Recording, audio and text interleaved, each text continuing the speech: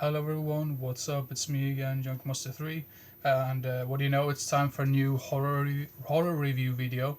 And today's movie I'm going to make a review of is the film called Gator Bait, which was released in the 70s, 1973, I believe. It doesn't say on the back, but I think it was 1973. This one is directed by, written, produced, and directed by Ferd and Beverly Sebastian.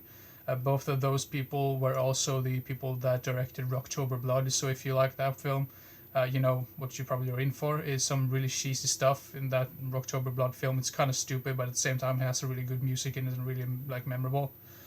This one is more of like an exploitation type film, so you wouldn't really necessarily call this a straightforward slasher film, more like a horror film or anything like that. But it has horror elements. I think some of the exploitation films or like exploitation films can kind of like move into that horror genre in general.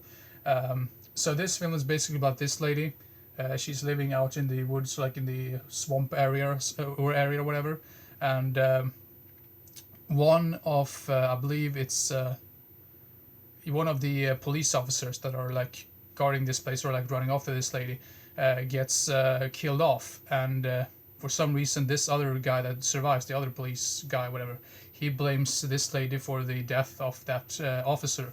So just when he's told that to the rest of the police corps or whatever, there is this basically manhunt against this poor lady that he gets accused of this. So they kind of recruit these like hillbillies to hunt this woman down basically.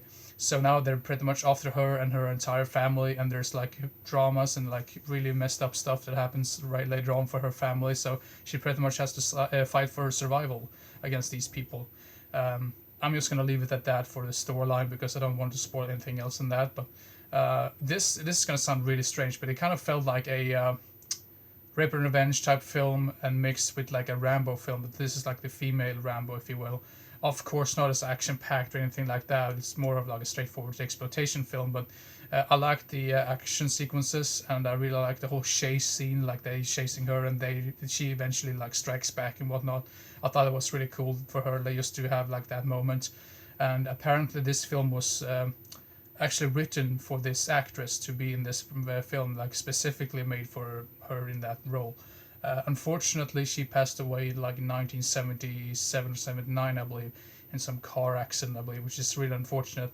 Apparently, they made a sequel to this, which I believe is like a standalone sequel, but I think that came out in 1986 or 7 or something like that. Might need to track that one down as well eventually. This is not like an amazing film or anything like that. I mean, I think the camera work was good, the locations were really like atmospheric as well, and you really get the feeling that this is just a bunch of like typical redneck type film. Um, Not overly like, and it's not super brutal or anything like that either. I mean, when I said I spit on your grave, it's nowhere near as like graphic or any like. It's not as violent or vile as I Spit on Your Grave, but it has some of those elements in there and a little bit of Rambo in there as well, if you will, which I thought was a really nice mix of films. And also consider this was made before First Blood, but I believe First Blood might have been written like in some novel before this one, so it doesn't matter. But this one, if you like some of those redneck films or like exploitations or exploitation films from the 70s, give this one a watch. But do take in consideration it's not an amazing film or anything like that. But yeah, I don't really know what else to say. Also, like the score was really memorable in this one as well. I just completely forgot about that. But yeah, I would say I would give Gator Bait a 6 out of 10 because it was memorable enough, and I thought it was a pretty fun watch in general. So I could definitely see myself rewatching this at some point. So not sure about this particular DVD release because it seems like most of those films directed by Ferd and Beverly Sebastian are quite hard to come across. I was just so bummed out when I bought Rocktober Blood and I found out that was some weird like bootleg or something. But I don't think that has ever gotten like an official DVD or Blu-ray release. But that's just what I've gathered through the years. But yeah, whatever. I have no idea if the sequel is directed by the same people. It kind of feels like it's not, but I'm not really sure.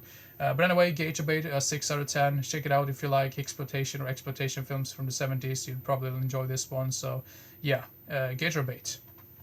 So there you have it. That's my review for Gator Bait. I know it's more of an exploitation or like exploitation film than a straightforward horror film, but like I said in the beginning of the video, there's so many of those like exploitation type films that are like categorized as horror as well. For example, Last House on the Left, I Spit in Your Grave. I mean, all those other like rape and revenge films in general. So, but anyway, hope you enjoyed this particular video, and I'll probably make yet another horror review right after this one, actually, because this is the second video I record today right after the top 5 of the month for the month of April, if you will. So yeah, keep your eyes open for the next video, and see you next time. Bye bye.